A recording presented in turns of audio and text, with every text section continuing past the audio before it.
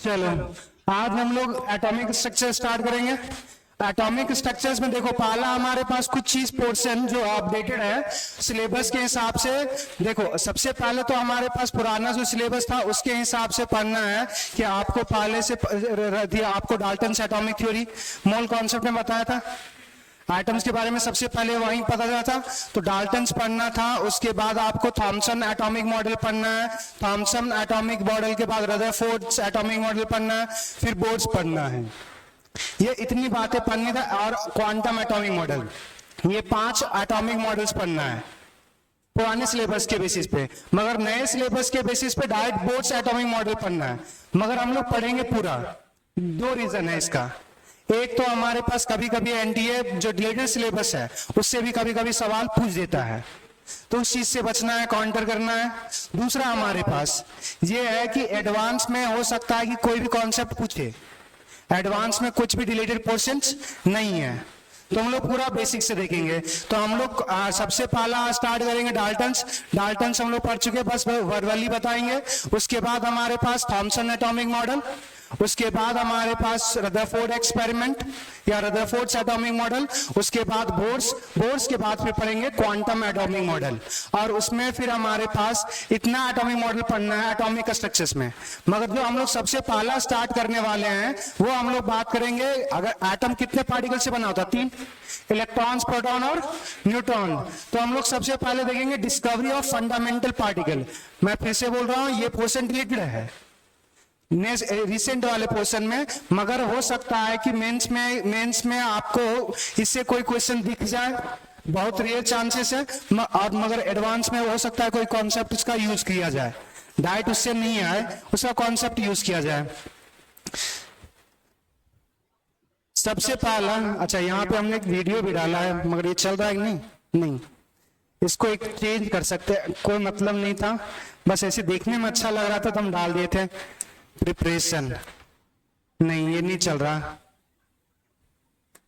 ये एक एक्चुअली में एनिमेशन था।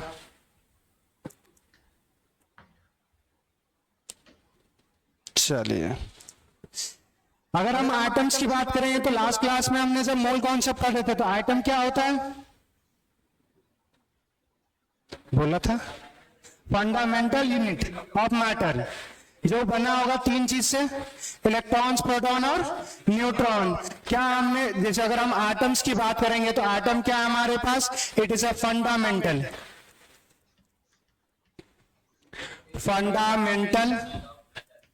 Unit of matter. हमारे पास एटम मेड ऑफ या कंसिस्ट ऑफ made of 3 सब एटॉमिक पार्टिकल 3 सब एटॉमिक पार्टिकल से बना होता है। अब यहां से देखिए, हमारे पास इलेक्ट्रॉन्स पढ़ चुके हैं। इलेक्ट्रॉन्स का जो हमारे पास मास होता है वो 9.1 इंटू 10⁻31। ये जब टाइप कर रहे थे तो ये पावर में नहीं आता, तो इसी चीज वजह से बस ये याद रखना कि ये पावर में -31 है। दूसरा, प्रोटॉन का वेट 1.67 लिखवाए थे। अब देखो, एक बार जेई एडवांस में पूछा हुआ है क्वेश्चंस जिसमें आपको फंडामेंटल पार्टिकल्स पता करना था, तो उसमें हम लोग जो जनरली मानते हैं प्रोटॉन्स और न्यूट्रॉन का वेट सेम है। देखो फर्स्ट 3 डिजिट क्या है, आइडेंटिकल है, 1.67। जनरली मेंस में हम लोग वही से करेंगे, एडवांस में भी वही काम करते हैं। मगर अगर जब स्पेसिफाई हो कि प्रोटॉन और न्यूट्रॉन्स 2 ऑप्शन दिखे तो आपको बस ये याद रखना है कि यहाँ पे ये हमारे पास स्लाइटली ज्यादा होता है, ये 26 होगा और ये हमारे पास 49। मगर हम लोग जो जनरली हम लोग कंसीडर करेंगे प्रोटॉन्स और न्यूट्रॉन का वेट सेम कंसीडर करेंगे। हमारे पास दूसरा चार्ज की बात करेंगे तो हमारे पास इस पे जो चार्ज होता है -1.602, हमने लिखवाया था -1.6 इंटू 10⁻⁻19 कूलम। हमारे पास जो चार्ज होगा प्रोटॉन पे बस सेम चार्ज होता है, बस किस में होगा? पॉजिटिव में चार्ज होगा। और दूसरा, हमारे पास जो न्यूट्रॉन्स की बात करेंगे तो वो चार्जलेस होता है, या बोल देते हैं हमारे पास न्यूट्रल होता है। नेक्स्ट, डिस्कवरी किसके थ्रू किया गया था? इलेक्ट्रॉन का डिस्कवरी जो हुआ था वो जे थॉम्पसन था। जो आप थॉमसन एटॉमिक मॉडल पढ़ते हो ना, वही आदमी है। नेक्स्ट आपका प्रोटॉन का जो है हमारे पास गोल्डस्टीन ने किया था, और लास्ट न्यूटन। ये जो न्यूटॉन्स का डिस्कवरी देखो 1932, बहुत रिसेंट हमारे पास डिस्कवरी है। जैसे अगर इनके डिस्कवरी देखो तो 1887, ये 1907, ये हमारे पास 1932, ये बहुत बाद में पता चला था। और जब ये पता चला तभी इसके बाद हम लोग जो न्यूक्लियस का जितना भी रिएक्शन है ना, इसके बाद ही देखते हैं। तो जेम्स चार्लिंग ने किया था 1932 में। तो लिख लो पहले इतना। डिस्कवरी इंपॉर्टेंट नहीं है, मालूम है तो बहुत अच्छा, नहीं मालूम है तो कोई नहीं।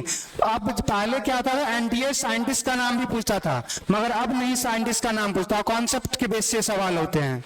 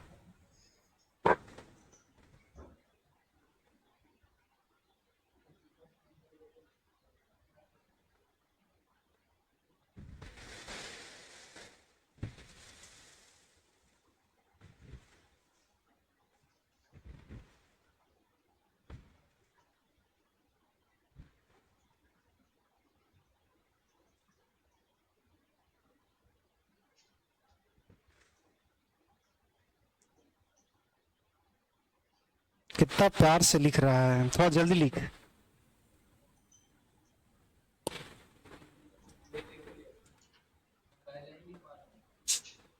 कोई बात नहीं, रिपीट करने की जरूरत नहीं है, पता है। बस ये है कि नेक्स्ट टाइम जब पूछेंगे तो बताना है, ट्राई नहीं करना है ना। तो ट्राई तो अभी भी कर सकते थे लिखने का।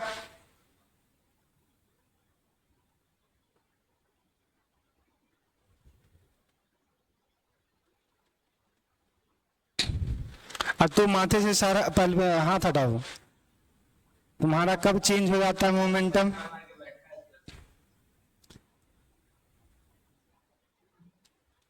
लड़का सीधा साधा है, मगर हरकतें थोड़ी टेढ़ी हो जाती हैं।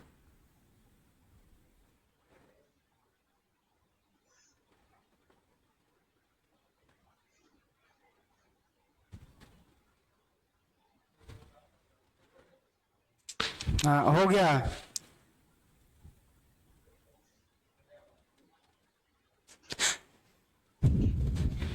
चलो बताओ, अभी तो फिर हम लिखवा चुके हैं डाल्टन्स एटॉमिक थ्योरी क्या था बालक?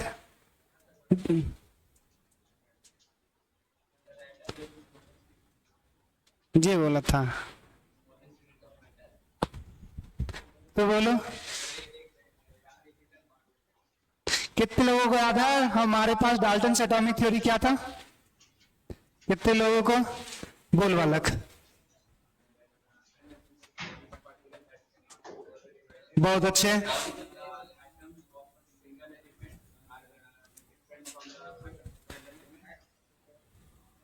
अभी जो बोला बस ये लाइन फिर से रिपीट कर दो।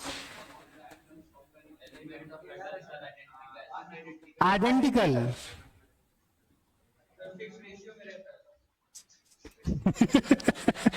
महुआ समझता है ना, वही है। तो एक लाइन दिखा, हाँ एक लाइन बोल देते हैं, अभी भी बोलेंगे तो नहीं बोलेंगे। वो भी तो प्रिटेंड नहीं कर रहा है कि हम निकालें कॉपी, दूसरे के कॉपी से ही बोल रहा है। हमारे पास सबसे पहले एटम्स के बारे में किसने बोला था?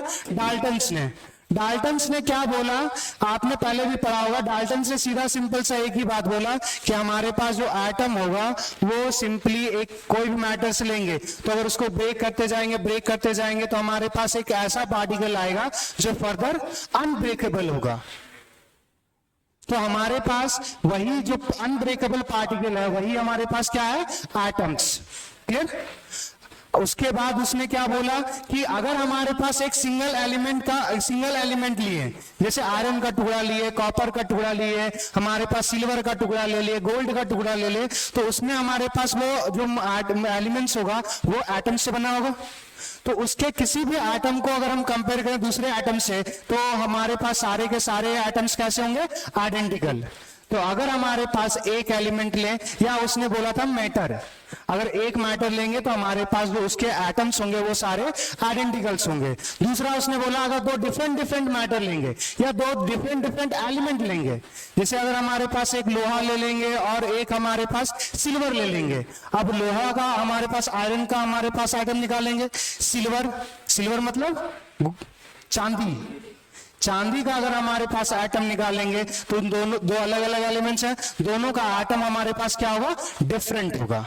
तीसरा बात बोला हमारे पास कंपाउंड या मॉलिक्यूल्स कब फॉर्म होता है, जब एटम्स क्या करते हैं, कंबाइंस करते हैं। तो डाल्टन्स ने क्या बोला कि एटम जो होगा वो हमारे पास फिक्स रेशियो में कंबाइन करके कंपाउंड्स या मॉलिक्यूल्स फॉर्म करेगा। काहे हमको हमसे ये सुनना चाह रहा है कि एक बहुत गंदा एग्जाम्पल दे और तुम ही पर बोले, नहीं ना। तुम लोग पेशेंस कभी कभी टेस्ट करते रहते हो। अच्छा, कुछ लोग नए लोग हो तो एक बार डाल्टन्स का बात फिर से लिख लेते हैं। हमारे पास Dalton's atomic theory, Dalton's atomic theory. सबसे पहला हमारे पास क्या, एटम्स के बारे में क्या बोला था, atom is a smallest unit of matter which is not further divide। दूसरा हमारे पास atoms of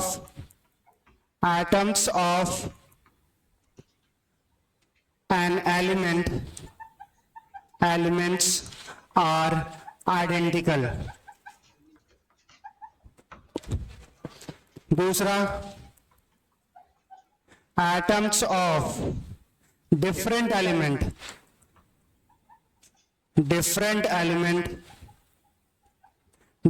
elements are different.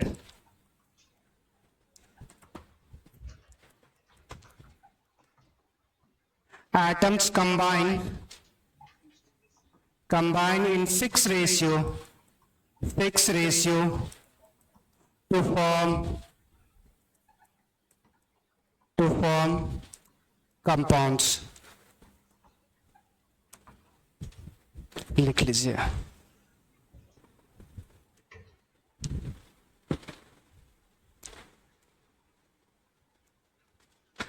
अबरी अगर घुमा कुछ हुआ हरकत, तैयार रहना। आइए 11 से ही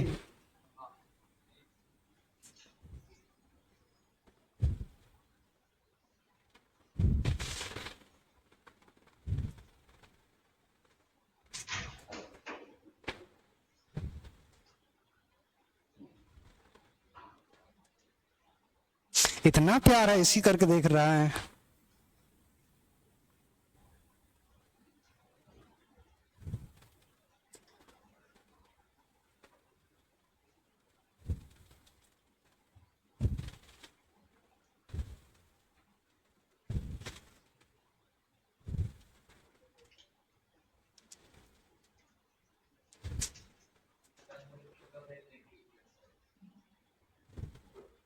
किसका,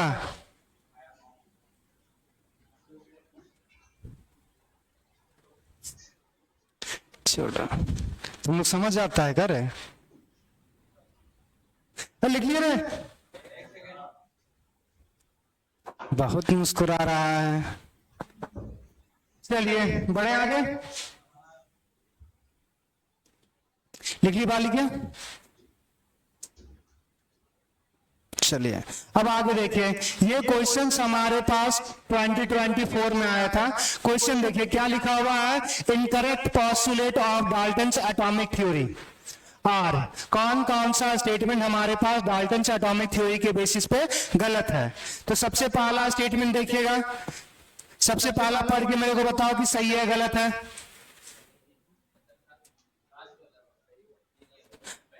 पहला देखो हमारे पास क्या लिखा हुआ, atoms of different elements different in mass. अगर हमारे पास अभी हमने बोला था, अगर डिफरेंट डिफरेंट अगर मैटर होगा या एलिमेंट्स होगा तो उसके एटम्स क्या होंगे, डिफरेंट होंगे।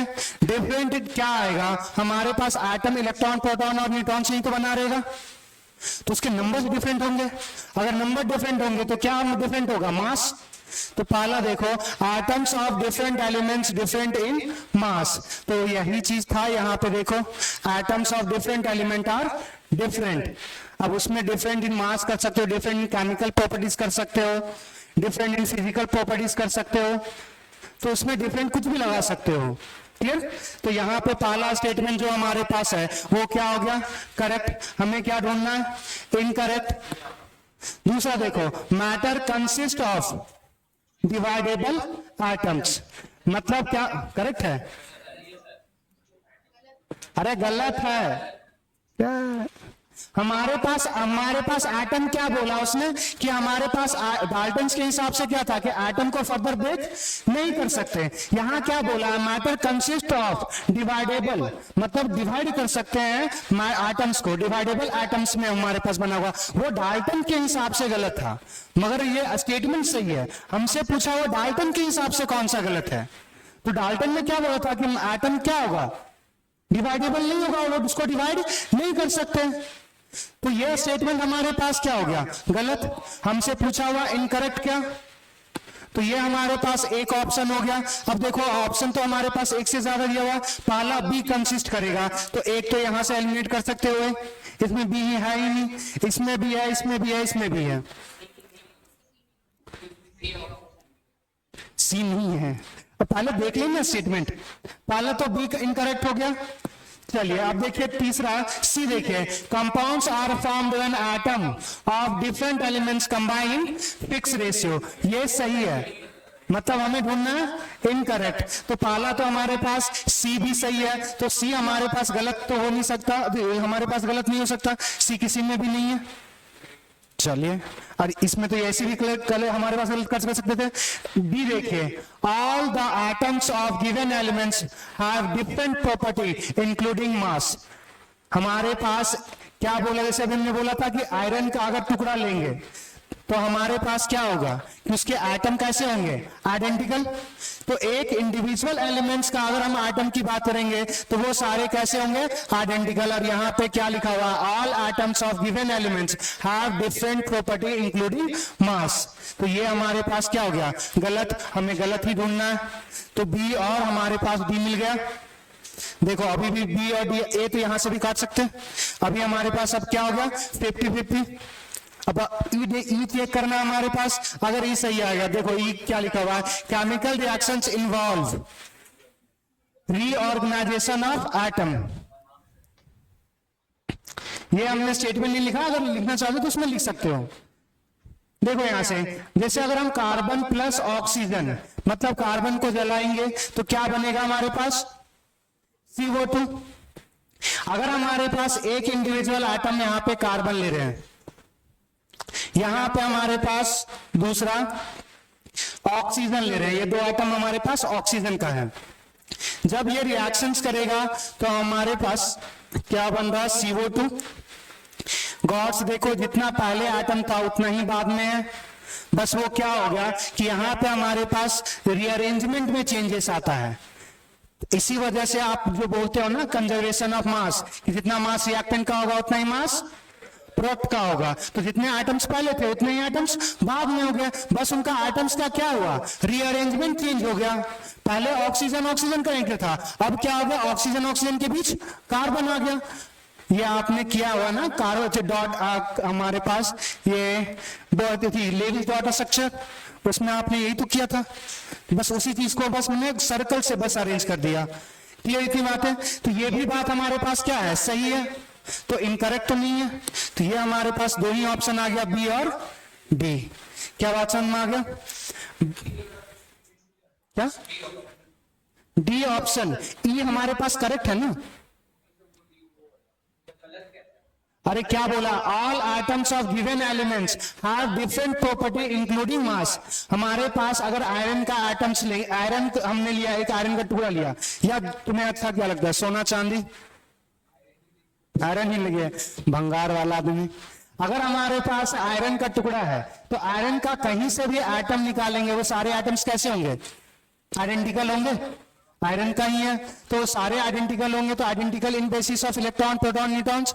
मगर अगर सेम ही है तो सेम उसका मास होगा, सेम ही हमारे पास क्या होगा, उसका केमिकल प्रॉपर्टी, सेम ही क्या होगा, फिजिकल प्रॉपर्टी। तो यहाँ पे क्या बोला हुआ है कि अगर जो एलिमेंट्स लेंगे उसके एटम्स का क्या होगा, डिफरेंट प्रॉपर्टीज इंक्लूडिंग मास।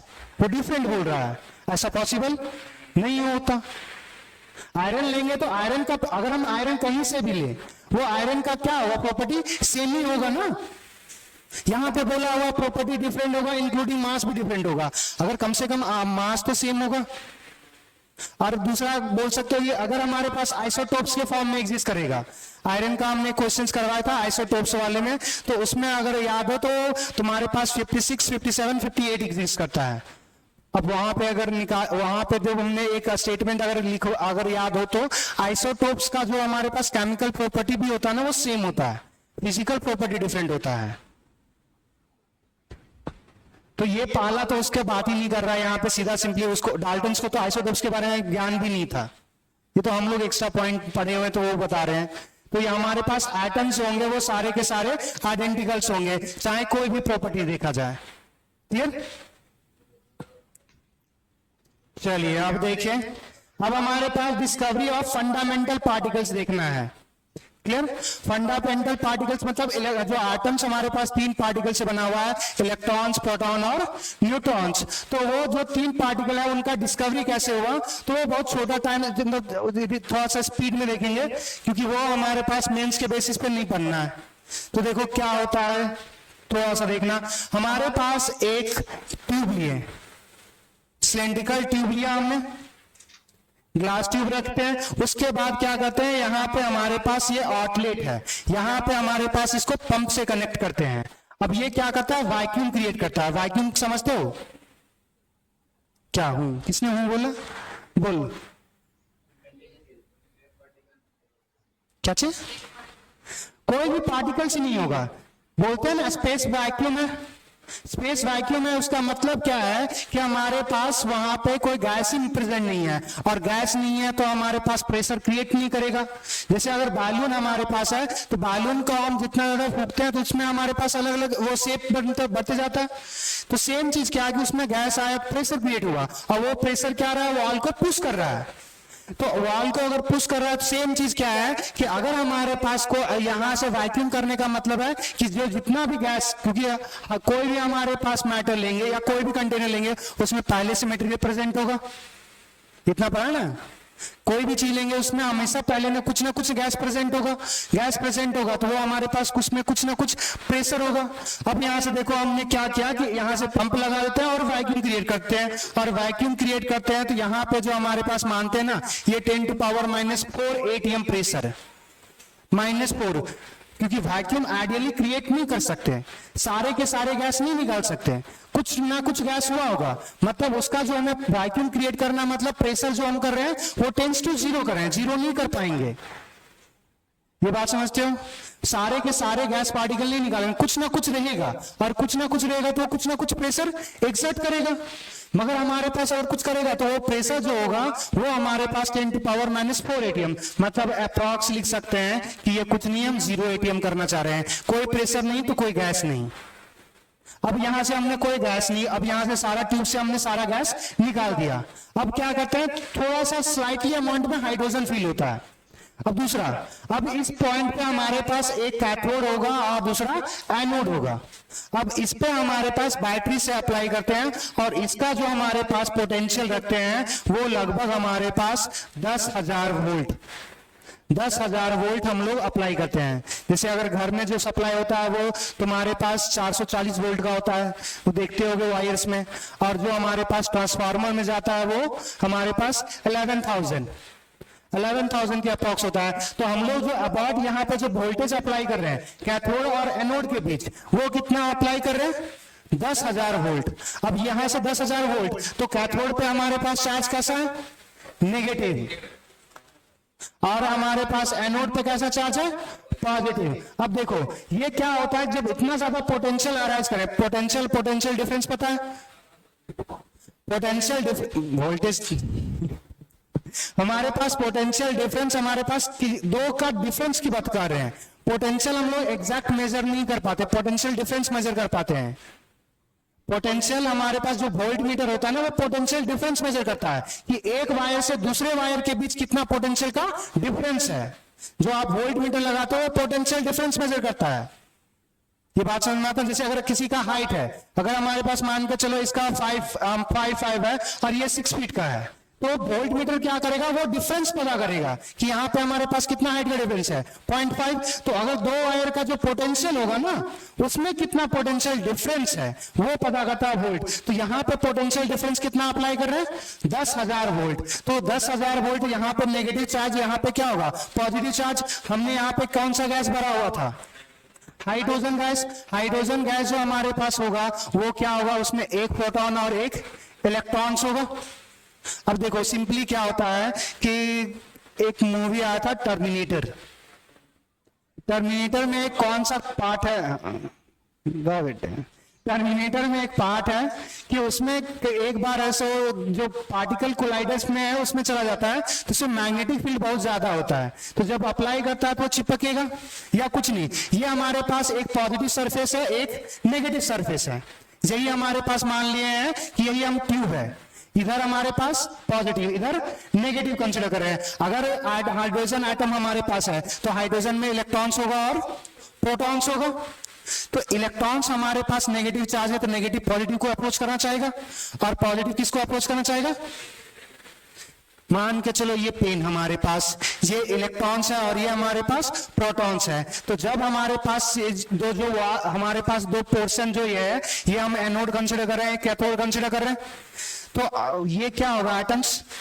ये जो हमारे पास एटम है वो अलग अलग हमारे जो पास जो प्रोटॉन्स और न्यूट्रॉन्स अपने रिस्पेक्टिव चार्ज के बेसिस पे वो एक दूसरे इलेक्ट्रॉन्स को अप्रोच करेंगे, तो एटम्स टूटेगा।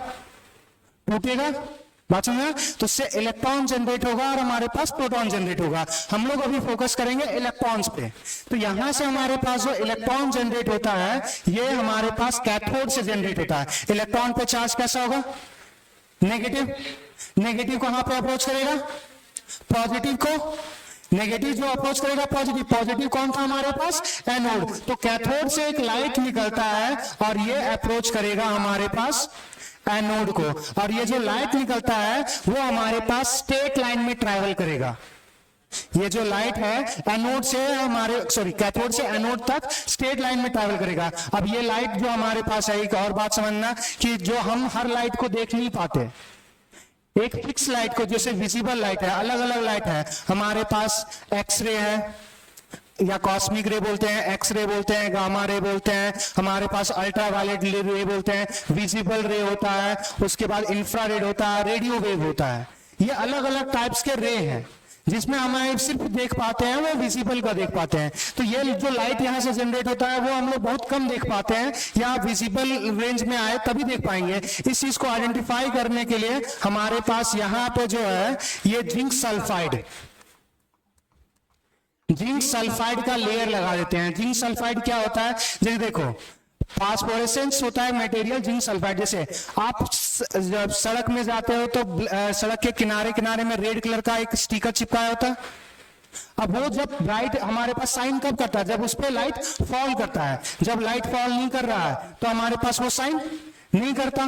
दूसरा, आप याद करो कि किसी के अगर घर में डेकोरेशन के लिए सीलिंग पे बहुत लोग ऐसा स्टिकर चिपकाते हैं और जब लाइट चला जाता है तब वो ग्लो करता है।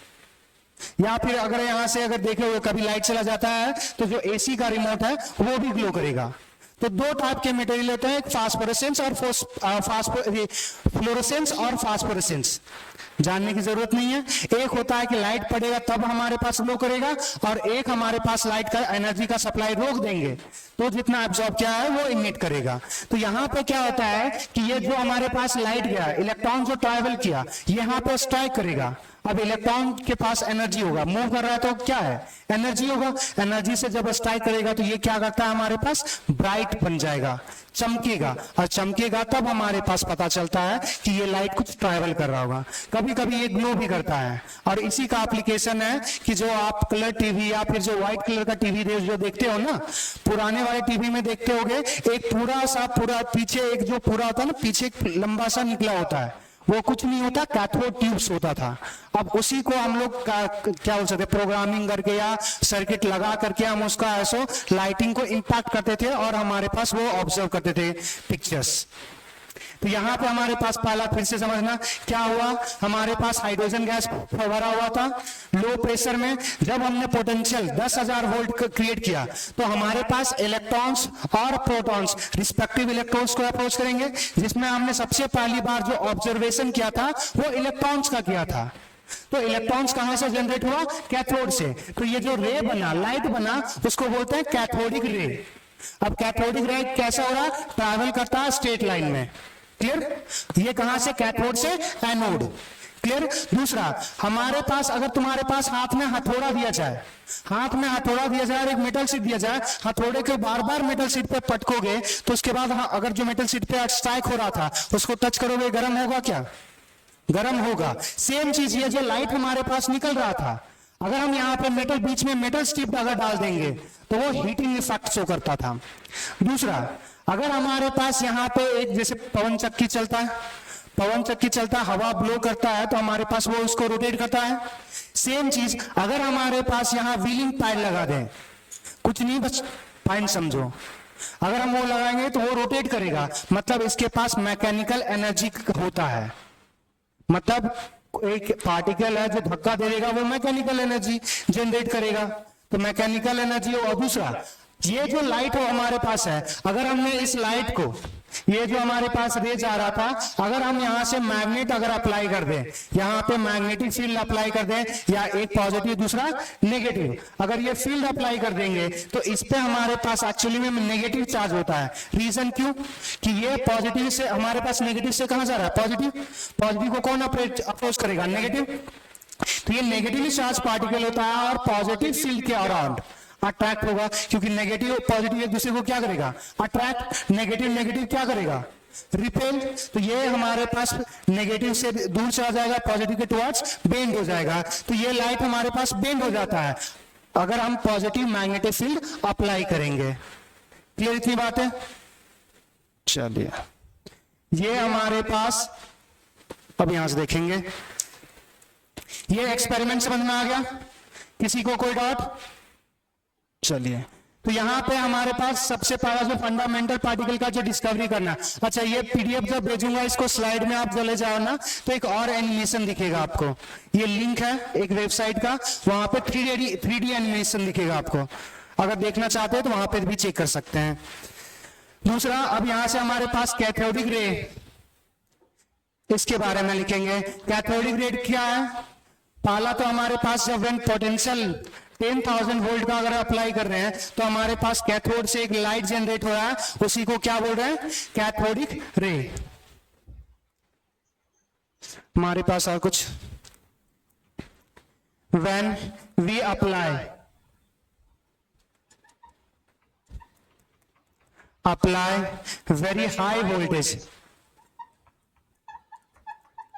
very high voltage in between electrode, then a ray is generated from cathode, which is known as cathodic ray. कोई साइंस वाली बात नहीं है, सिंपल सा है कि अगर कैथोड से जो लाइट जनरेट हो रहा है, इसलिए हमने उसका नाम क्या रख दिया, कैथोडिक रे।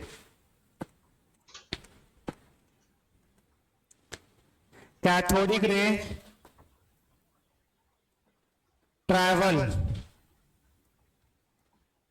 travel in a straight line,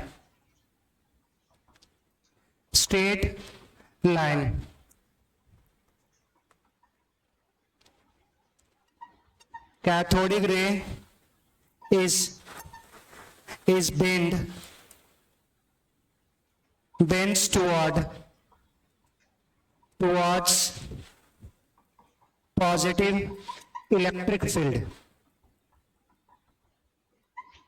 अगर इसके अगर चाहोगे तो यहाँ पे एक डायग्राम बना लेना कि अगर हमारे पास एक कैथोडिक रे कंसीडर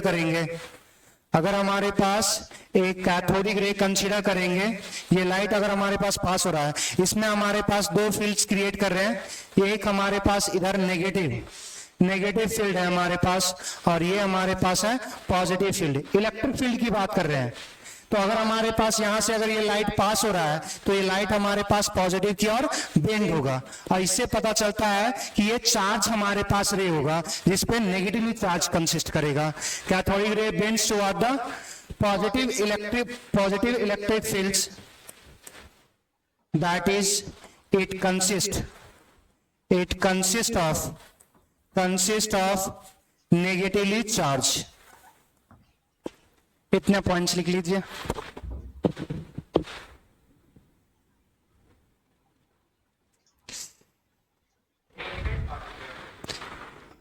हाँ, लिमिटेड है, मगर प्रॉब्लम क्या है कि एडवांस में या फिर कभी कभी इसका कुछ कॉन्सेप्ट यूज किया जा सकता है, तो थोड़ा मोड़ा तो मालूम होना चाहिए।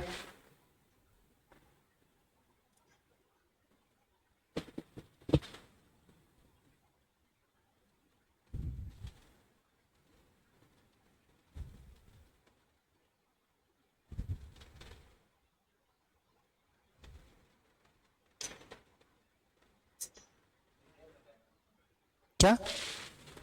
हाँ, बना ले, वो पॉजिटिव की तरफ बेंड हो रहा है।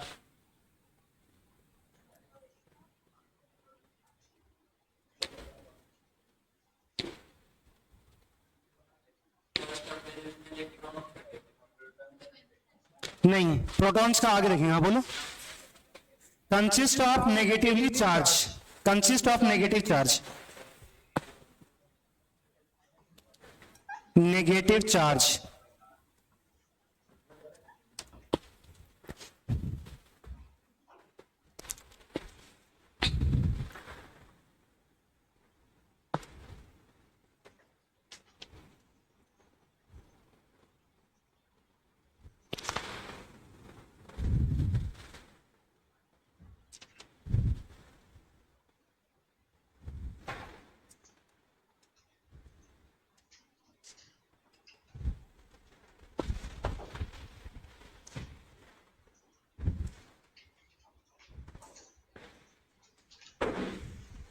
हो गया। चलिए नेक्स्ट पॉइंट देखिएगा, यहाँ पे हमारे पास 2-3 पॉइंट्स और क्या क्या है। हमने यहाँ पे अभी क्या भरा था, हाइड्रोजन गैस। अगर हाइड्रोजन गैस के अलावा किसी और गैस भी भर दें तो उससे हमारे पास जो कैथोडिक रे जनरेट होगा वो हमारे पास मटेरियल पे डिपेंड नहीं करेगा कि कौन सा गैस भरे, कैथोडिक रे का प्रॉपर्टी सेम होगा। इसका मतलब क्या है, अगर दूसरा गैस भी अगर हम भरे होंगे तो इलेक्ट्रॉन ही तो इजेक्ट हुआ होगा। ये बात समझ में आ रहा है? अगर हम दूसरा गैस भी भरेंगे तो उससे क्या निकलेगा, इलेक्ट्रॉन्स। जैसे अभी हमने बोला था कि अगर हमारे पास ये एटम है तो एटम हमारे पास क्या होगा, प्रोटॉन्स और न्यूट्रॉन से बना होगा। अब हमारे पास ये जो एस्केप कर रहा है ये अगर इलेक्ट्रॉन्स मान रहे हैं तो कोई भी एटम होगा उससे क्या निकलेगा, इलेक्ट्रॉन्स। तो इलेक्ट्रॉन तो सारे के सारे कैसे होंगे, आइडेंटिकल। तो हम कौन सा गैस इसमें ट्यूब में भर रहे हैं उस पर डिपेंड नहीं करेगा। तो उसके डायरेक्ट हमारे पास स्टेटमेंट लिखा जाता है।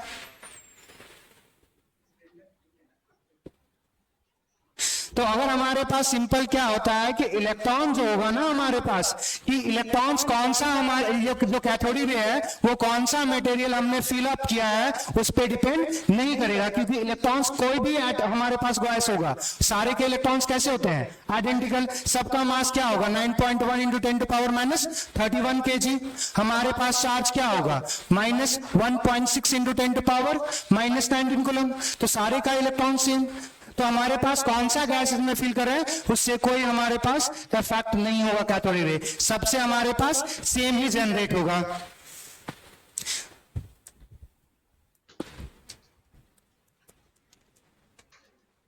कैथोडिक रे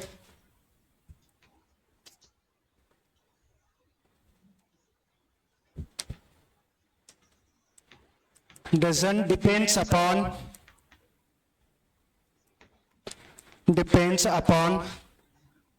gas, yeah, doesn't depends upon material filled inside the tube, कि ट्यूब के अंदर हमारे पास कौन सा मटेरियल फिल किया गया है उस पे डिपेंड नहीं करेगा। दूसरा हमने क्या बोला था कि ये कैथोडिक रे क्या इफेक्ट शो करेगा, हीटिंग, हैमर वाला बताए थे। कैथोडिक मटेरियल की जगह पे गैस भी लिख सकते हो, कैथोडिक रे सो हीटिंग इफेक्ट। अब यहां से एक और होता है एक्सरे जनरेट किया जाता है, जो आप लोग हड्डी के लिए जो हमारे पास एक्सरे लेते हो ना, इसी से एक्सरे भी जनरेट किया जाता है। यहां से जो इलेक्ट्रॉन्स निकलेगा वो मेटल सरफेस पे फॉल डाउन करते हैं, मगर उतना जरूरी नहीं है।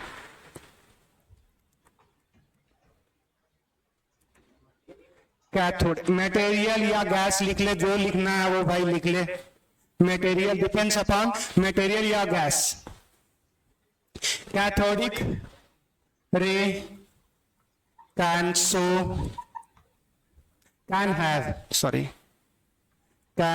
have mechanical energy.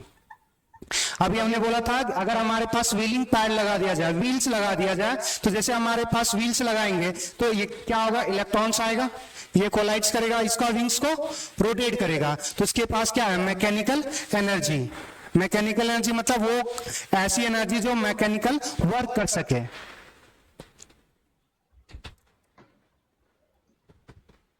और क्या हमारे पास यहां से हमारे पास अभी तक जो था वो सिर्फ ये पता चला कि जो लाइट निकल रहा है वो सिर्फ क्या है, नेगेटिवली चार्ज। वो हमारे पास इलेक्ट्रॉन से बना हुआ है या इलेक्ट्रॉन्स का कितना चार्ज है ये हमारे पास अभी तक इंफॉर्मेशन नहीं है। बाद में फिर पता चला कि जो नेगेटिवली चार्ज है उसका नाम हमने इलेक्ट्रॉन्स दिया था, मगर वहां पे अभी तक हमारे पास इलेक्ट्रॉन्स पे कितना चार्ज है वो नहीं पता चला था। वहां पे पता चला था स्पेसिफिक चार्ज।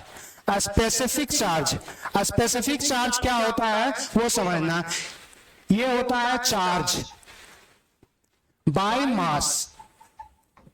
स्पेसिफिक चार्ज क्या होगा कि किसी भी मटेरियल पे जितना चार्ज है उसके मास से डिवाइड कर दो, वही क्या हो गया स्पेसिफिक चार्ज। तो स्पेसिफिक चार्ज ऑन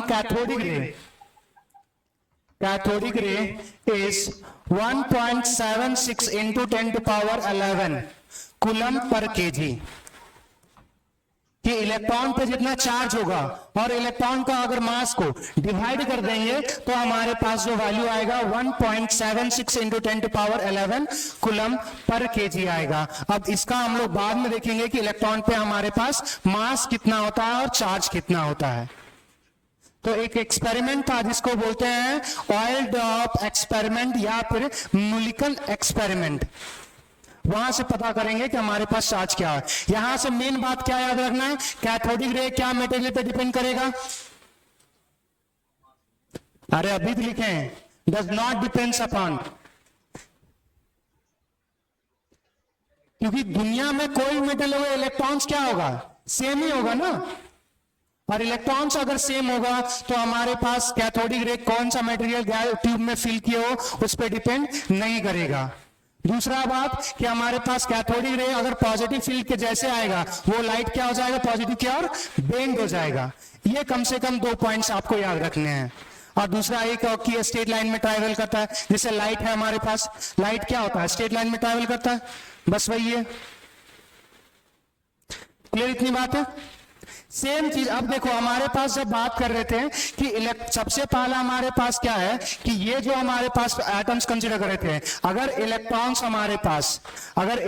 हमारे पास ये एनोड को अप्रोच कर रहा होगा तो इलेक्ट्रॉन जैसे निकला तो उसके बाद हमारे पास क्या हुआ होगा, पॉजिटिव चार्ज बना होगा, और ये पॉजिटिव चार्ज रिस्पेक्टिवली किसमें गया होगा, नेगेटिव को कैथोड पे जनरेट, कैथोड पे अप्रोच किया होगा। अब हमारे पास जो लास्ट एक्सपेरिमेंट है ये लिख लिया, ये लास्ट एक्सपेरिमेंट है, उसी को हमने बस रिप्लिकेट किया, फिर से थोड़ा सा मॉडिफाई किया। क्या मॉडिफाई किया वो समझना है। हमारे पास हाई वोल्टेज सोर्स वही अप्लाई किया, लगभग हमारे पास 10,000 वोल्ट के आसपास हमारे पास फिर से अप्लाई करेंगे। ये हमारे पास फिर से वैक्यूम रहेगा, इसमें प्रेशर फिर से कम होगा। दूसरा, अब हमारे पास जैसे यहां पे हमारे पास क्या है, ये एनोड, और ये हमारे पास जो होगा वो है कैथोड। अब ये जो कैथोड है इसमें हमने होल क्रिएट कर दिया। होल क्रिएट क्यों किया वो समझना। हमारे पास पहले तो हमें पता था कैथोडिक रे जनरेट होता है, क्योंकि लाइट हमारे पास कैथोड से एनोड की ओर अप्रोच कर रहा था, और वो हमने जिंक सल्फाइड का लेयर लगा के ये भी देख लिया था, क्योंकि जैसे उस पर हमारे पास इलेक्ट्रॉन टकराएगा वो क्या होगा, रीजन ब्राइट होगा। ये बात बताएं, वो स्टिकर वाला एग्जांपल्स जो रोड के साइड में लगा होता है, जब उस पे लाइट पड़ता है तो साइन करता है। तो अगर इधर से कोई लाइट आ रहा होगा और यहाँ पे साइन हुआ, मतलब हमारे पास कैथोड से कोई लाइट आया होगा। अब हमने एनोड से कोई लाइट जनरेट हुआ या नहीं हुआ, इस चीज को पता करने के लिए क्या हमने किया कि हमारे पास जो कैथोड है उसको होल कर दिया। अब होल क्यों किया वो थोड़ा सा समझना। हमारे पास जो लाइट की इंटेंसिटी होती है या ज्यादा विजिबल होता है वो कैथोड रे होता है। तो कैथोड रे जनरेट हुआ या हमारे पास एनोड से जनरेट हुआ वो हमें पता ही नहीं चल रहा है ना। अगर कैथोड से हमने लगा दिया कि यहाँ पे जैसे हमारे पास यहाँ पे कोई मेटल शीट लगा देंगे तो उसकी परछाई बन जाएगा, या जिंक सल्फाइड लग रहा है तो वो ग्लो कर रहा था, तो इधर से लाइट आ रहा था पता चल गया। मगर हमारे पास यहाँ से इधर से लाइट आ रहा है या नहीं आ रहा वो पता कैसे करेंगे। क्यों, अगर तुमने सोचा कि यहाँ पे जिंक सल्फाइड का लेयर लगा दें तो ये जो ब्राइट होगा तो वो चारों तरफ लाइट स्कैटर करेगा ना। ये यहाँ पे जो लाइट स्कैटर करेगा तो यहाँ पे भी ब्राइट दिखेगा। अब उसी चीज को रोकने के लिए, उसी चीज को पता करने के लिए कि क्या हमारे पास एनोड से कोई लाइट जनरेट हुआ या नहीं जनरेट हुआ, हमने कैथोड पे होल्स क्रिएट कर दिया। अब यहां से कोई लाइट अगर आ रहा होगा तो ये इस होल्स को क्रॉस करेगा। अब होल को क्रॉस करेगा तो हमारे पास हमने अंत में लाके यहाँ पे जिंक सल्फाइड का लेयर लगा दिया। अगर हमारे पास कोई पॉजिटिव पार्टिकल यहाँ से जनरेट होगा तो ये इस सरफेस पे टकराएगा।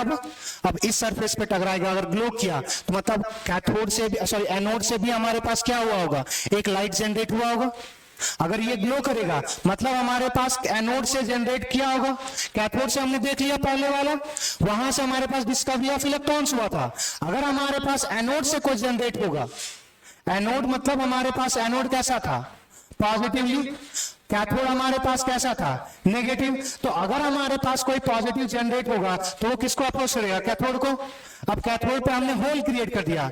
जैसे अगर हमारे पास एक टॉर्च है, सीधा सिंपली अगर टॉर्च है तो टॉर्च हमारे पास मेटल शीट पे फॉल डाउन कर रहा था, अब हमने उसको होल कर दिया। अब जब हम पहली बार टॉर्च जला रहे थे तो वो हमारे पास किस साइड से, जैसे अगर कोई दूर से ऑब्जर्वर है तो जब लाइट जलेगा तो वो पूरा पाथवे नजर आएगा।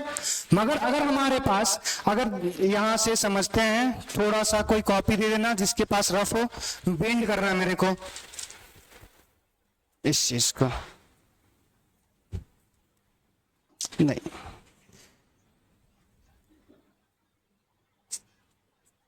कोई और कुछ, अरे नहीं वो और मोटा है, हो जाएगा।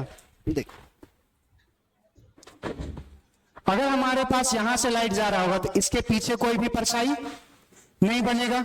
अगर यहां से हम टॉर्च जलाएंगे तो इसके पीछे कोई परछाई नहीं बनेगा। तो जब कैथोड से हमारे पास लाइट निकल रहा था तो हमने वो शाइनिंग की वजह से वो अपीयरेंस पता चल जा रहा था। मगर जब हम सेम चीज अगर काम करेंगे तो वो अपीयरेंस किसके, हमारे पास ये ब्राइट रीजन जो जनरेट होगा ना वो इधर भी ब्राइट कर देगा। तो उस चीज को हमने काउंटर बैलेंस करने के लिए क्या किया कि हमारे पास ये कैथोड था, अब हमारे पास यहाँ पे अगर लाइट, अगर हमारे पास ये कैथोड हुआ तो यहाँ पे हमने इसको पोरस कर दिया, पोरस करने में तो होल ड्रिल कर दिया। तो यहां से अगर लाइट आएगा तो अगर हमारे पास कैथोड रे यहां से जनरेट होगा, अगर कैथोड रे अगर हम बात करेंगे तो कैथोड रे सिर्फ हमारे पास यहां से जनरेट करेगा, तो इसका हमारे पास ब्राइटनेस यहां पे नजर आएगा। अगर हमारे पास कोई एनोड से अगर जनरेट होगा तो ये यहां से जनरेट होगा, हमारे पास एनोड से जनरेट होगा। अगर एनोड से जनरेट होगा तो इसके पीछे इसका परछाई नहीं बनेगा, मगर अगर इसी को अगर हमारे पास पोरस कर दिए तो ये लाइट आगे तक जाएगा। अगर आगे तक जाएगा तो हमारे पास ये पता चलेगा कि पॉजिटिव पार्ट्स पे भी हमारे पास कुछ जनरेट हो रहा होगा। अब इस चीज को थोड़ा सा और समझना,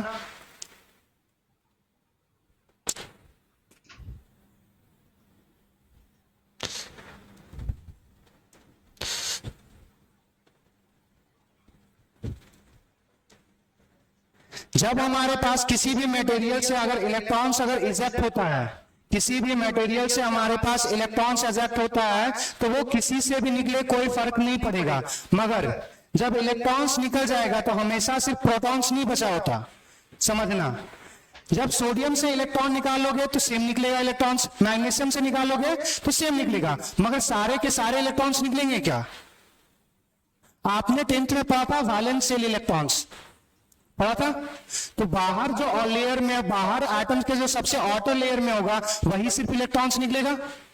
तो पॉजिटिव चार्ज में जो हमारे पास जो बचेगा, जैसे हाइड्रोजन्स की अगर हम बात करें, अगर हम हाइड्रोजन्स की बात कर रहे हैं, अगर हाइड्रोजन्स की बात कर रहे हैं तो इस पे एक इलेक्ट्रॉन्स और हमारे पास एक प्रोटॉन है, तो ये हाइड्रोजन जब हमारे पास जनरेट होगा तो H+ और एक इलेक्ट्रॉन जनरेट होगा। ये जो इलेक्ट्रॉन्स हुआ वो क्या बनाएगा? Cathode ray. और ये पॉजिटिव क्या बनाएगा हमारे पास? एनोड। अब यहां से देखना, हमारे पास जब सोडियम की बात कर रहे हैं, सोडियम हमारे पास एक इलेक्ट्रॉन निकालेगा तो सोडियम प्लस और एक इलेक्ट्रॉन जनरेट होगा। ये एक इलेक्ट्रॉन हमारे पास क्या बनाएगा? Cathode ray. और ये हमारे पास क्या बनाएगा? एनोड रे। कैथोड रे सिर्फ इलेक्ट्रॉन्स के कारण बन रहा है, तो इलेक्ट्रॉन्स किसी का भी हो कोई फर्क नहीं होगा, मटेरियल पे डिपेंड नहीं करेगा, मगर हमने यहां पे जो डाला, जो एनोड रे बन रहा है वो यहां पे अलग होगा। इस पे देखो हमारे पास सिर्फ एक ही प्रोटॉन है, मगर अभी यहां पे जब बात करेंगे तो यहां पे 11 प्रोटॉन्स आ जाएगा और हमारे पास 12 न्यूट्रॉन्स। न्यूट्रॉन्स की अभी बात ना करें तो कम से कम 11 प्रोटॉन्स का बना होगा ये, और हमारे पास ये सिंगल एक प्रोटॉन्स। तो हमारे पास जो कैथोड रे है वो डिपेंड नहीं करता कौन से गैस को हमने फिल किया, मगर एनोड हमारे पास डिपेंड कर जाएगा कौन सा गैस हमने फिल किया, क्योंकि सारा का सारा इलेक्ट्रॉन्स नहीं निकलेगा, उसके बाद भी बचा रहेगा तो उसका न्यूक्लियस के साथ जो रहेगा वो हमारे पास चार्ज ही अलग क्रिएट कर देगा। अगर इस चीज को और भी देखना चाहते हो, दूसरा एग्जाम्पल हमारे पास हीलियम ले लिया। एक तो हमने हाइड्रोजन लिया था, हाइड्रोजन से हमारे पास हाइड्रोजन प्लस और एक इलेक्ट्रॉन्स, या सबसे बेहतर होगा लिथियम। लिथियम गैस अगर फिल करेंगे तो ये लिथियम प्लस बनेगा और एक इलेक्ट्रॉन्स। अब यहां पे देखो लिथियम प्लस, एटॉमिक नंबर कितना होता है? 3, एटॉमिक मास हमने बोला था याद करने के लिए, हमने एटॉमिक नंबर और एटॉमिक मास नंबर याद करने के लिए बोला था। तो लिथियम का एटॉमिक नंबर, मास, तो अगर हमारे पास यहां से मास 7 अगर करोगे तो ये जो पॉजिटिव चार्ज है हीलियम के केस में, पर लिथियम के केस में, लिथियम के केस में जो पॉजिटिव चार्ज बना और यहां पे हाइड्रोजन के केस में जो पॉजिटिव चार्ज बनेगा वो अलग अलग है। और ये पॉजिटिव चार्ज अलग अलग है, अगर अलग अलग है तो हमारे पास एनोड कौन से मटेरियल डाले हो उस पर डिपेंड कर जाता है। बाकी बात सारी प्रॉपर्टी सेम होगा कि अगर हमारे पास यहां से जो लाइट निकला, अगर हम मेटल शीट लगाएंगे तो उस पर हीटिंग इफेक्ट शो करेगा, अगर यहां पे व्हील लगाएंगे तो व्हील को भी रोटेट करेगा। ये भी लाइन स्ट्रेट लाइन में ट्रैवल करेगा, वो भी लाइन स्ट्रेट लाइन में ट्रैवल करेगा। बस दो डिफरेंस क्या बोले कि वहां पे मटेरियल पे डिपेंड नहीं कर रहा था, यहाँ पे मटेरियल पे डिपेंड कर जाएगा। दूसरी बात, वहां पे हमारे पास जो वो इलेक्ट्रॉन्स, कैथोड रे जो था वो इलेक्ट्रॉन से बना हुआ था, तो पॉजिटिव फील्ड जब लगा रहे थे तो जो कैथोड रे है वो पॉजिटिव की ओर बेंड करेगा, मगर ये किससे बना हुआ है? पॉजिटिव पार्टिकल से। तो अब ये किसकी ओर बेंड करेगा? नेगेटिव की ओर। अगर ये पॉजिटिव है तो दूसरा नेगेटिव, तो ये नेगेटिव की ओर बेंड करेगा। क्लियर इतनी बात है? बाकी बात सारा जो हमने यहाँ पे पढ़ा, यहाँ पे जो पढ़ा कि हमारे पास हाई वोल्टेज जनरेट करेंगे, तो यहाँ पे जैसे कैथोड से जनरेट हुआ वो एनोड से जनरेट होगा, एनोडिक रे हो गया हमारे पास, cathode ray travel in straight line, anodic ray travel in straight line. दूसरा यहाँ पे कैथोडिक रे बेंड हो रहा था पॉजिटिव इलेक्ट्रिक फील्ड्स की तरफ, हमारे पास वो किस चीज की तरफ बेंड होगा, नेगेटिव की तरफ। तो इसका मतलब क्या होगा कि कैथोडिक रे नेगेटिव था तो एनोडिक रे पॉजिटिव चार्ज होगा। नेक्स्ट यहाँ पे कैथोडिक रे does not depends upon material, और ये अब एनोडिक रे होगा वो मटेरियल पे डिपेंड कर जाएगा। कैथोडिक रे सो हीटिंग इफेक्ट, एनोडिक रे सो हीटिंग इफेक्ट। ये मैकेनिकल वर्क कर सकता है कैथोडिक, एनोडिक भी कर लेगा। दूसरा हमारे पास स्पेसिफिक चार्ज बाय मास, ये चेंज हो जाएगा। ये हमारे पास चार्ज बाय मास का रेशियो, क्योंकि इलेक्ट्रॉन्स का चार्ज, इलेक्ट्रॉन और प्रोटॉन्स पे चार्ज लगभग क्या एग्जैक्टली सेम होता है, मगर मास थोड़ी सेम होगा, तो ये रेशियो कुछ अलग आएगा। तो वही बात सारा कर लेना, बस जो डिफरेंट है बस वो लिख रहा हूं, बाकी बात वो दोनों सेम लेवल लिख लेना, इंपॉर्टेंट नहीं है इसलिए इसको रिपीट नहीं कर रहा हूं। बस इतना हमारे पास क्या हो जाएगा, एनोडिक रे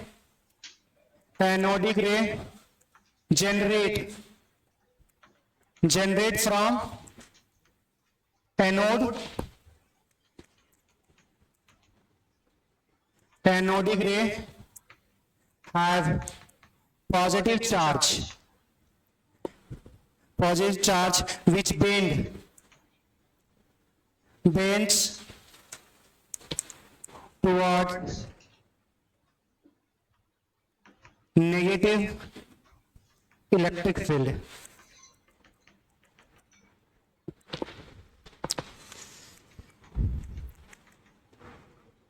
Anodic ray depends upon material.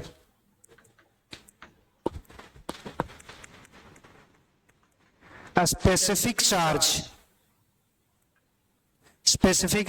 on anodic ray, specific charge हमने क्या पढ़ा था, charge by mass.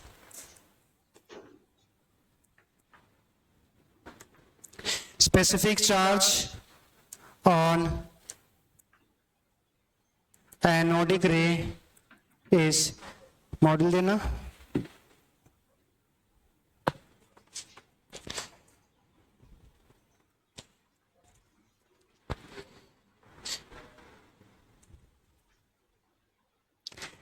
Nine point 9.597 into 10 to power 4 coulomb पर केजी।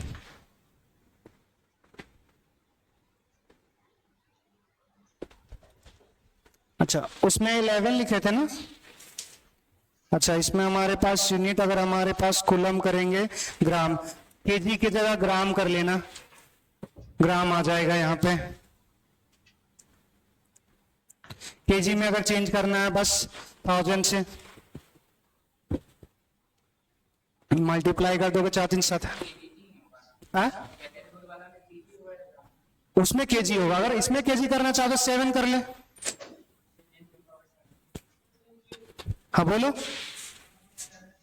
ये एक और एक्सपेरिमेंट किया गया था, जैसे हमारे पास ये जो लाइट आया ना, वही चीज है कि ये पोर्शन डिलीटेड है तो इतना डीप नहीं जा रहा है।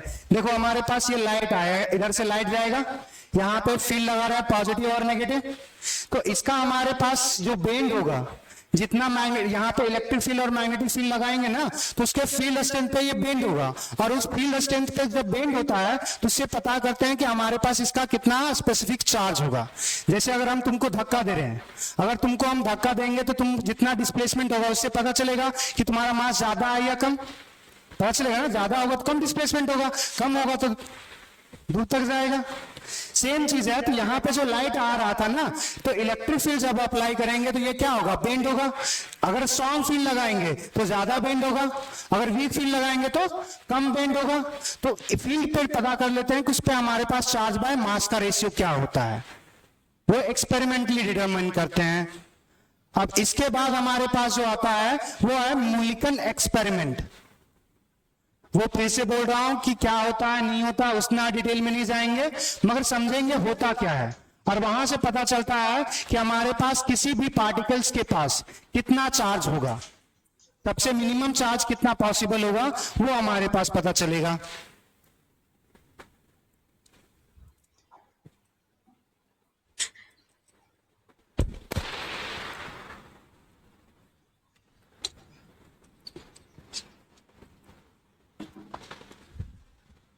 हो गया न्यूट्रॉन्स का। पीछे चलते हैं, अभी एक और ऐड करते हैं।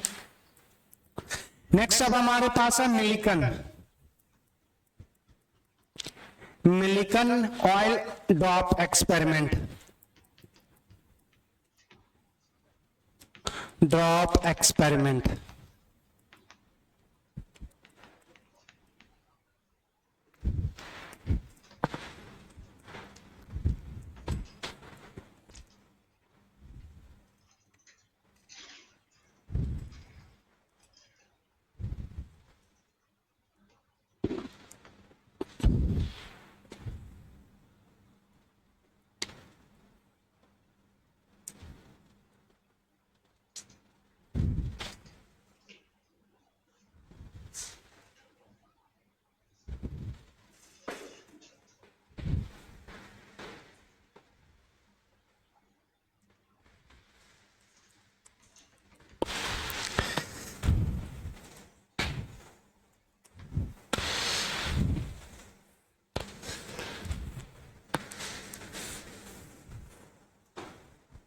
समझना। मिलिकन ऑयल ड्रॉप एक्सपेरिमेंट क्या था? हमारे पास सिंपल देखो, एक हमारे पास चेंबर बनाया गया था। उस चेंबर में क्या था कि यहाँ पे ऑयल भरा गया था। जैसे परफ्यूम का बॉटल समझते हो, सबको पता परफ्यूम जैसे प्रेस करोगे तो क्या होगा, जो परफ्यूम का जो टाइनी ड्रॉपलेट्स होगा वो हमारे पास निकलेगा। सेम चीज यहाँ पे जब प्रेस करेंगे तो जो ऑयल्स होगा ये हमारे पास यहाँ पे लीक करेगा, यहाँ पे हमारा रिलीज होगा। अब ये रिलीज होगा तो यहाँ पे हमारे पास क्या है, एक छोटा सा पोरस होल बनाया हुआ है। अब इसमें क्या होगा कि एक ऑयल ड्रॉप्स हमारे पास क्या होगा, फॉल डाउन करेगा। अब ऑयल ड्रॉप्स अगर फॉल डाउन करेगा तो उसके बाद हम लोग क्या करते हैं, ये ड्रॉप जो फॉल डाउन करेगा उस पर हम लोग पास कर देते हैं एक्सरे। एक्सरे कुछ नहीं है, एक लाइट है जिसके पास सफिशिएंट हमारे पास सफिशिएंट एनर्जी होगा जो उसको ऐसा तोड़ देगा उसके करस्पॉन्डिंग आयंस में। अब जैसे आयंस में टूटेगा तो हमने इसको बैटरी से कनेक्ट किया हुआ, आयंस में टूटेगा तो उस पर क्या आएगा, पॉजिटिव और नेगेटिव। अब यहाँ देखो, ये जो हमारे पास यहाँ पे जो ऑयल ड्रॉप्स आएगा वो हमारे पास पॉजिटिव और नेगेटिव में टूटेगा। अब यहाँ देखो, ऊपर वाला जो फील्ड है वो हमारे पास पॉजिटिव टर्मिनल है और नीचे वाला टर्मिनल कैसा है, नेगेटिव। अब यहाँ से देखो पॉजिटिव, अब हमारे पास जो जनरली जो बात करते हैं वो टूटने के बाद वो ऑयल्स का टेंडेंसी क्या होता है, जैसे अगर आप देखोगे जब भी आप बालों में ऑयल लगा के अगर जाते हो रास्ते में तो डस्ट चिपक जाता है, डस्ट चिपकता है ना। तो यहाँ पे हमारे पास जब एक्सरे पास करते हैं तो यहाँ पे जो गैस होगा वो क्या हो जाएगा, आयनाइज। तो उससे इलेक्ट्रॉन्स निकलेंगे और इलेक्ट्रॉन्स ऑयल के ऊपर क्या हो जाएगा, चिपक जाएगा। और चिपक जाएगा तो वो कैसा हो जाएगा, ऑयल नेगेटिवली चार्ज। ऑयल्स के ऊपर क्या चिपक गया, इलेक्ट्रॉन्स। तो जैसे इलेक्ट्रॉन चिपकेगा तो इलेक्ट्रॉन्स कैसा था, नेगेटिव चार्ज। अब नेगेटिव चार्ज ये ऊपर कैसा है, पॉजिटिव। तो नेगेटिव को कौन करके ऊपर खींचेगा और हमारे पास नीचे नेगेटिव चार्ज है, नेगेटिव नीचे नेगेटिव क्या होगा, रिपल्शन। ये ऊपर की ओर अप्रोच करना चाहेगा। अब दूसरा एक और है हमारे पास ग्रेविटी। कोई भी चीज अगर फॉल डाउन कर रहा है, अगर नीचे गिरेगा तो ग्रेविटी खींचेगा, मगर हमारे पास ये इलेक्ट्रिक फील्ड क्या कर रहा है, उसको ऊपर की ओर खींच रहा है। तो हम वहां से एक कैलकुलेशन करते हैं और वहां से पता करते हैं कि इस पार्टिकल जो हमारे पास वाटर जो हमारे पास ऑयल ड्रॉप होगा उस पर कितना चार्ज होगा। क्या बात समझ रहे हैं? इस चीज को होल्ड करने के लिए जो पॉजिटिव चार्ज हमारे पास है, ग्रेविटी जो नीचे पुल डाउन करेगा और हमारे पास जो ये फील्ड अप्लाई करके उसको ऊपर की ओर हैंग कर रहे हैं। तो हमेशा पता करते हैं कि बार बार ये एक्सपेरिमेंट रिपीट करेंगे और बार बार पता करते हैं कि उस ऑयल ड्रॉप पे हमारे पास कितना चार्ज होगा। तो जब पता किए तो हमारे पास एक नंबर के इंटीग्रल मल्टीपल्स पे आया। हर बार क्या हो रहा था कि एक नंबर्स के इंटीग्रल मल्टीपल्स पे आ रहा था और वो नंबर था 1.6 into 10 to power minus 19 coulomb. इसी के मल्टीपल्स में हमेशा आ रहा था चार्ज। तो यहां से पता चला कि सबसे जो छोटा चार्ज पॉसिबल होगा वो यही होगा। और यहां से डिस्कवरी हुआ कि इलेक्ट्रॉन्स पे जो चार्ज होगा वो माइनस में होगा, बस 1.6 into 10 to power 19 coulomb. Protons पे जो चार्ज होगा वो भी क्या होगा, सेम, और बस ये क्या हो जाएगा, पॉजिटिव में। बात समझ में आया? फिर से बोल रहा हूं कि जैसे अगर हमारे पास ये छत मान लेते हैं, ये हमारे पास होल वाला वॉल है, तो ऑयल जब ड्रिप करेगा तो क्या होगा कि ऑयल्स में हमने एक्सरे पास किया, तो उधर से जो यहाँ पे जो गैस होगा वो आयनाइज होगा, वहां से क्या लिखना, इलेक्ट्रॉन्स। अब ये इलेक्ट्रॉन्स क्या करेगा, ऑयल्स के चारों तरफ सराउंड कर जाएगा। अब जैसे वो सराउंड कर जाएगा तो ऑयल्स कैसा हो गया, नेगेटिव चार्ज, मगर उसके पास तो मास होगा ना, ग्रेविटी खींचेगी। मगर हम लोग क्या कर रहे हैं, बाहर से हम लोग वोल्टेज लगा रहे हैं और ऊपर वाले को क्या बना रहे हैं, पॉजिटिव। तो नेगेटिव पॉजिटिव की तरफ अट्रैक्ट होगा, ग्रेविटी उसको नीचे खींचेगा। तो वहां से कैलकुलेशन करते हैं। कैलकुलेशन क्या करते हैं, अभी नहीं पढ़ना, कैलकुलेशन करते हैं और वहां से पता करते हैं कि किसी जो ऑयल ड्रॉप कर गिर रहा होगा उस पर चार्ज कितना होगा। तो जब भी हम चार्ज कैलकुलेट किए तो हमेशा क्या आया, इस नंबर के इंटीग्रल मल्टीपल्स, इसी का 2 टाइम्स, इसी का 3 टाइम्स, 4 टाइम्स, 5 टाइम्स। तो अब वहां से कंक्लूजन निकाले कि जो सबसे स्मॉलेस्ट चार्ज होगा वो 1.6 इंटू 10 टू पावर 19 कूलम होगा। और यहां से बोलते हैं कि हमारे पास इलेक्ट्रॉन हो या प्रोटॉन हो, उस पर charge 1.6 into 10 to power 19 coulomb ही होता है। और इससे छोटा चार्ज पॉसिबल नहीं होता। क्लियर? और यही आप थोड़ा सा अगर फिजिक्स में जाओगे तो वहां पे भी पढ़ोगे, क्वांटाइजेशन ऑफ चार्ज। तो फिलहाल अभी वहां नहीं जाते, यहां पे आते हैं। ये बात समझ में आ गया? किसी को कोई problem?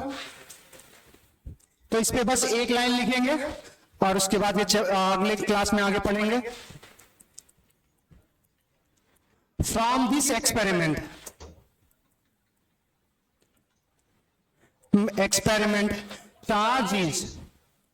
charge is integral multiple of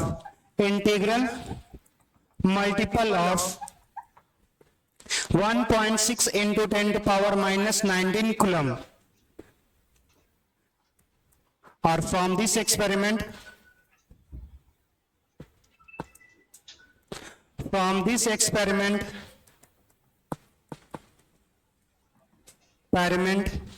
we know that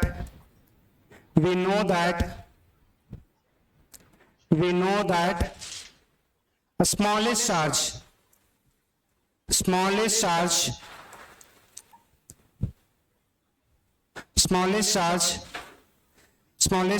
is, from this experiment we know that the smallest charge is 1.6 into 10 to power minus 19 coulomb. इससे छोटा चार्ज कभी भी पॉसिबल नहीं होगा। और यहां से पता चलता है चार्ज ऑफ